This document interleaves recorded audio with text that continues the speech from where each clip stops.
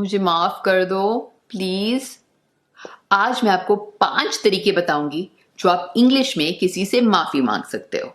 I am sorry, I am sorry, please forgive me, please forgive me, it's all my fault, it's all my fault, please don't be mad at me, please don't be mad at me, pardon me for this, pardon me for this। हम सबको पता है कि खत्म होने को या खत्म करने को इंग्लिश में एंड कहते हैं। खत्म या एंड कहने का इंग्लिश में एक और तरीका है और वो है conclude, conclude, conclude। मूवी कब खत्म होगी? When will the movie end? When will the movie conclude? मैं मार्केट जा रही हूँ, ध्यान रखना बंटी पढ़ाई करे। Okay, I will keep an eye on him। Keep an eye on English की एक कहावत है जिसका मतलब है किसी चीज पर नजर रखना। मैं भाई पे नजर रखूंगी। I will keep an eye on my brother। मुझे बिल्कुल नहीं पसंद। आज मैं आपको बताऊंगी 5 तरीके जो आप इंग्लिश में कह सकते हो मुझे नहीं पसंद।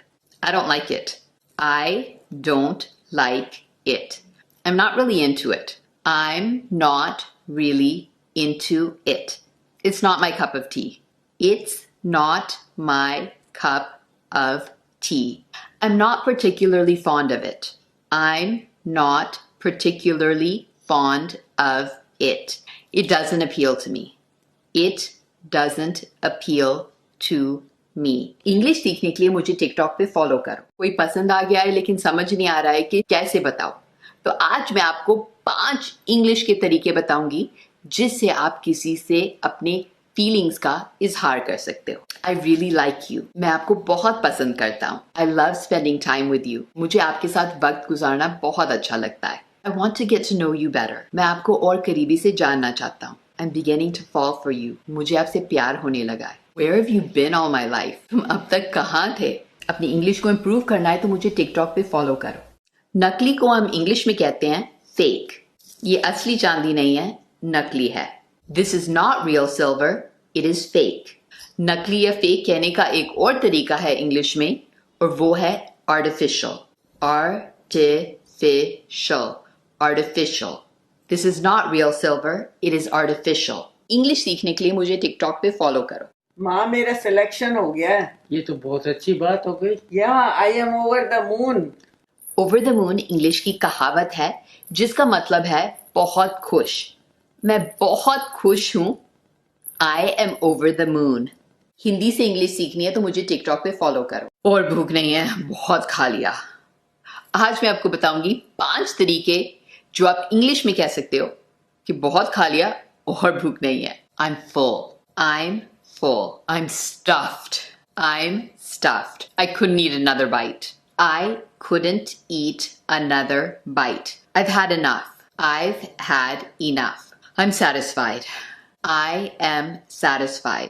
शायद आपको पता है कि जवाब देने को इंग्लिश में कहते हैं आंसर। आंसर को इंग्लिश में एक और तरीके से कह सकते हैं और वो है रिस्पॉन्ड, रिस्पॉन्ड, रिस्पॉन्ड। जल्दी से जवाब दो। Please answer me quickly, please respond quickly। Over the top English की कहावत है जिसका मतलब है लिमिट से बढ़कर, जरूरत से ज्यादा, आम चीजों से बहुत हटकर। रणवीर सिंह के कपड़े हमेशा हटकर होते हैं। Ranveer Singh clothing is always over the top। English सीखने के लिए मुझे टिकटॉक पे फॉलो करो। 5 तरीके जो आप एक औरत से कह सकते हैं कि वो बहुत खूबसूरत है।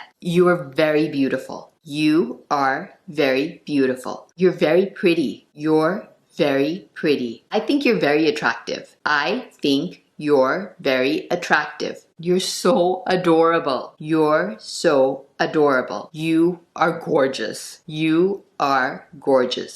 इंग्लिश सीखने के लिए मुझे टिकटॉक पे फॉलो करो। मुझे मकड़ी से बहुत डर लगता है। बहुत डर लगने को इंग्लिश में very afraid कहते हैं। I am very afraid of spiders। very afraid को इंग्लिश में एक और तरीके से कह सकते हैं और वो है terrified, terrified, terrified, I am terrified of spiders।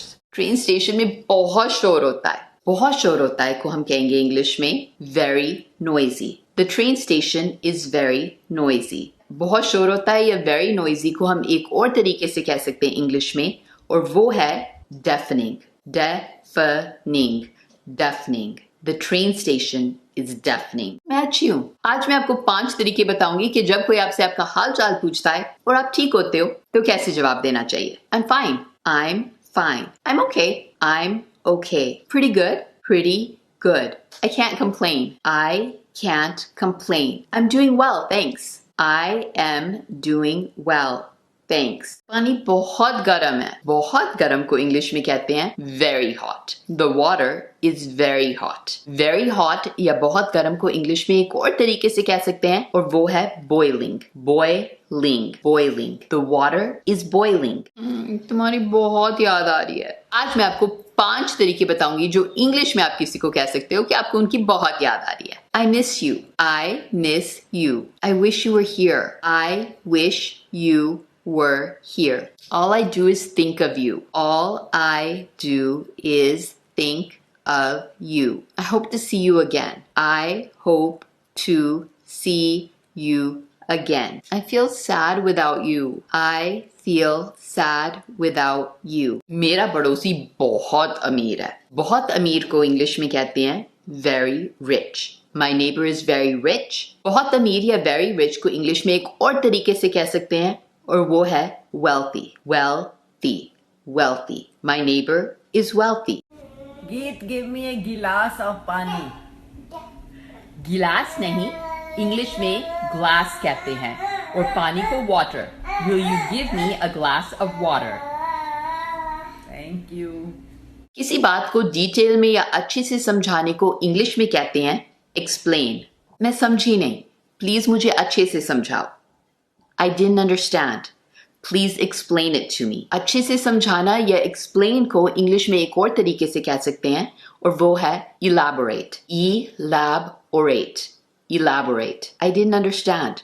Please elaborate. माँ, मेरे पास आपके लिए तोहफा है. Mom, I have a gift for you. ये ज्वेलरी तो बड़ी चमकदार है. ज्वेलरी नहीं, ज्वेलरी कहते हैं और चमत्कार को shiny. The jewelry is very shiny.